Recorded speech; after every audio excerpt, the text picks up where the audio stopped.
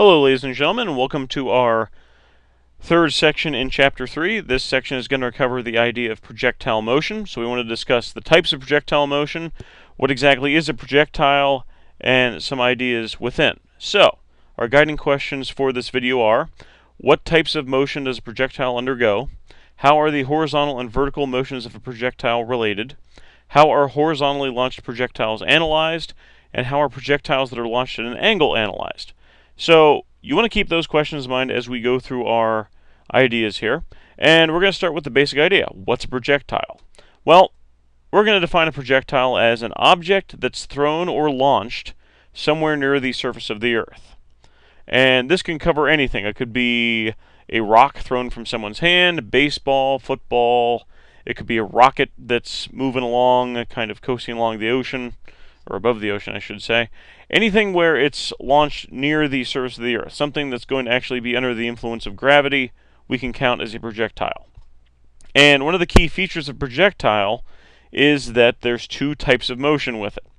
We have a vertical motion, and we know there's a vertical motion there because the object's going to rise and fall. And we have a horizontal motion. We know that from where it starts, it's going to travel some horizontal distance away.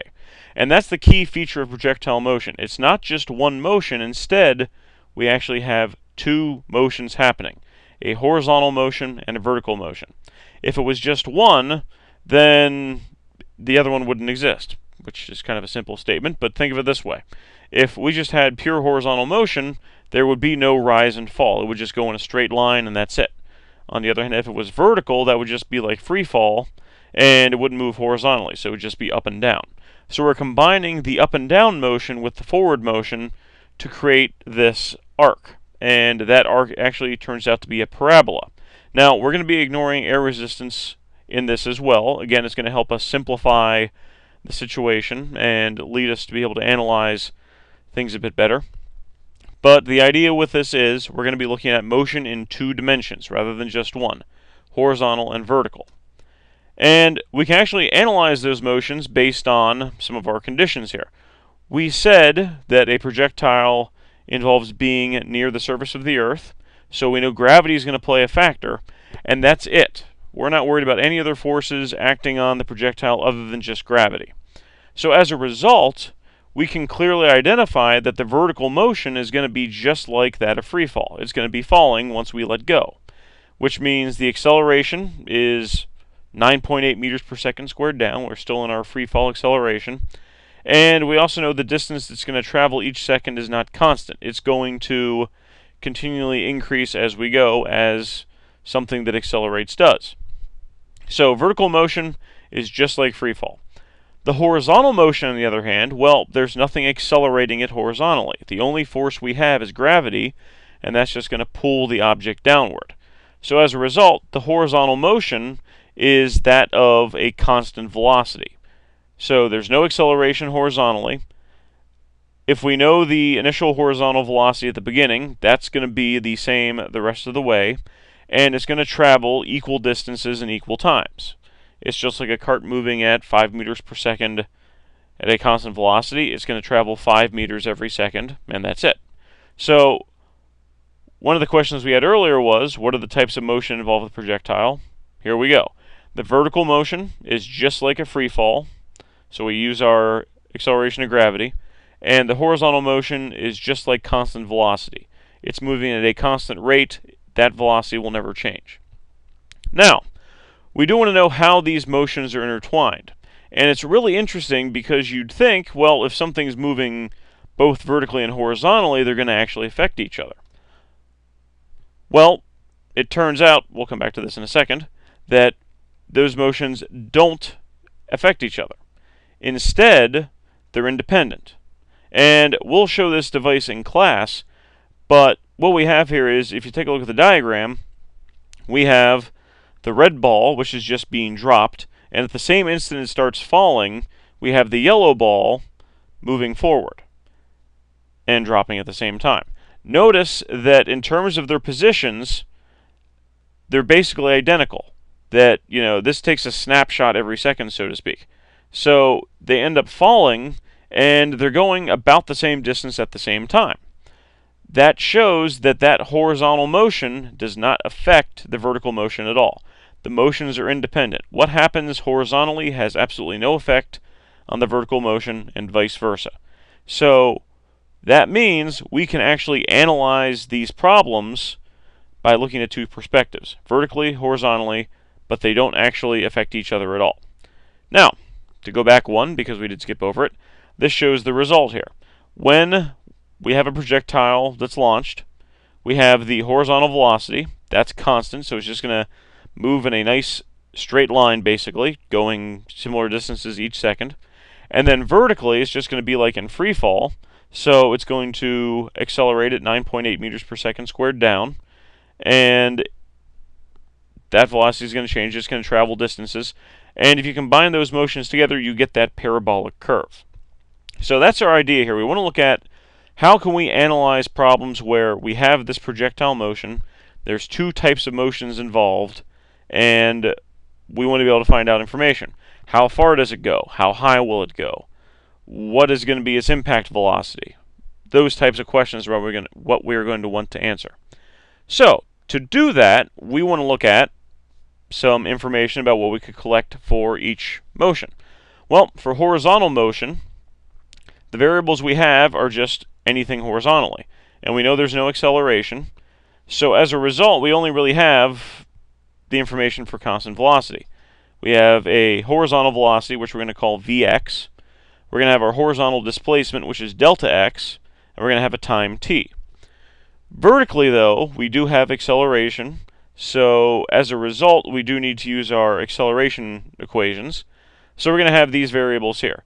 We have Vyi, which is our initial vertical velocity, Vyf, which is our final vertical velocity, delta y is our, here's my error for the video, it should be vertical displacement, not horizontal displacement, t is time, and my acceleration is the acceleration of gravity, which is negative 9.8 meters per second squared. So these are the variables we're going to be looking at when we solve these problems. We're going to want to try and look at the problem, figure out what we know, and fit in those values into these variables. So we have variables. Let's look at equations. And we're just going to be using the equations we've been talking about in class over the past 2 months, basically. We have for horizontal motion basically it's our constant velocity equation, v equals delta x over t. We're just rearranging for delta x. And the reason we do that is that delta x for a projectile is called range. When we talk about the range of a projectile, what we're talking about is how far away horizontally does it go from the beginning. When we did our water balloon launchers in class, we said that we needed to measure how far it went. That's what the range is. So horizontally, nice, just one equation, that's all we really need to worry about. Vertically, though, we do have acceleration, so we do need to use our acceleration equations. So those should look familiar there. The only difference we have here is we're indicating that it is the y motion we're worried about, the vertical motion. So we do have Vyf, Vi, or Vyi. We still use g, we have t, we have delta y. So we're going to be using both of these sets of equations here. If it's horizontal we're looking at, we'll use the delta x equals Vx times t. If it's vertically, we'll use one of those. So, with that in mind, we want to look at two cases of projectile motion that we're going to run into. And the first type is what's called a horizontally launched projectile. And this is as basic as it gets. What we're basically saying is the projectile leaves perfectly horizontal. It just shoots straight out. Think of like firing something out of a cannon, or a ball rolls off of a tabletop, something like that. Well, when you have a horizontally launched projectile, all of its motion is just horizontal at the beginning. So we can say that the horizontal speed, or the horizontal velocity, since it is moving in a direction horizontal, is whatever the speed is given. And vertically, it starts at rest. It's not moving up or down at the start. So we can say the initial vertical velocity, Vyi, is 0. And we're going to use this when we solve problems because we can make some identifications off the bat. We know vertically it starts at 0 in terms of its velocity. Vx is going to be whatever the velocity is, and we can analyze it from there. So, to show you what this looks like, here's a ball rolling off of a platform, Notice it's moving just horizontally at the beginning. There's no vertical velocity. Well, after it leaves the tabletop, now gravity comes into play. It starts accelerating it downward. So notice that our direction of the velocity, which is the solid arrow, is slightly downward. After the next second, it's going to move downward a bit more. So notice the direction changes further. And notice as we go here, it starts becoming more and more vertical. That's because the vertical velocity continually increases. Notice horizontally, though, which is the horizontal dashed line, or dashed arrow, that stays the same. Again, there's no acceleration horizontally, so that's not going to change. But vertically, your vertical velocity is going to change, and as a result, you can see the effect of that. That's what causes the projectile to curve.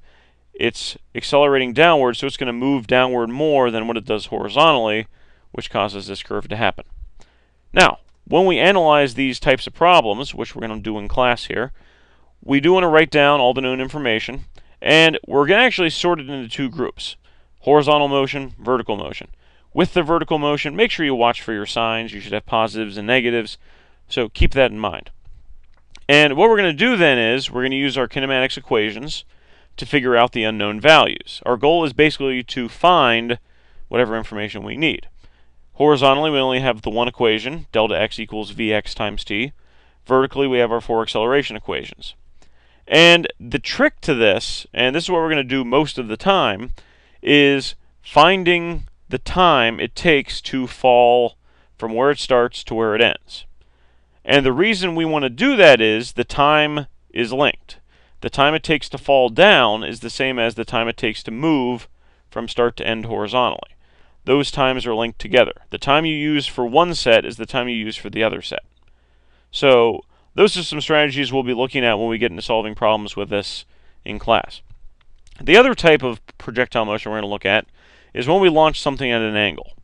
Now, the trick here is, because we're launching at an angle, if we break it into components, we know there's a horizontal component. We know there's a vertical component. So x component, y component. We need to find those.